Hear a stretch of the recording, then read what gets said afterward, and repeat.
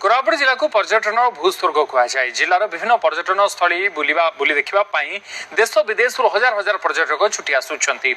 वर्ष तमाम जिले में पर्यटकों भिड़ जमुची पर्यटकों को अधिक आकृष्ट करने युव गोष्ठी आगे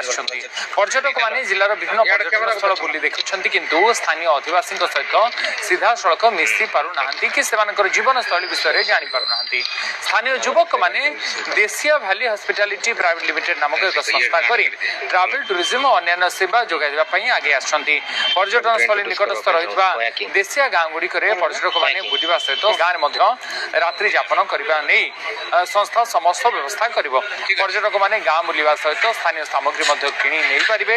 एने स्थानीय युवक मैंने जिलापाल साक्षात कर आलोचना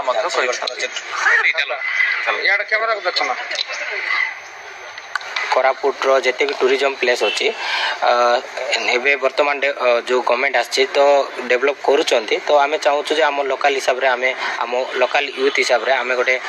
स्टार्टअप इंडिया रे जोड़ा स्टार्टअप इंडिया रजिस्टर कर कोरापुटर प्रथम जोटा कि आम कोरापुटिया हिसाब से fast tourism travel and tourism company हिसाब से आम गोटे सर्टिफिकेट पाइलु जोटा कि कंपनी स्टार्टअप इंडिया रू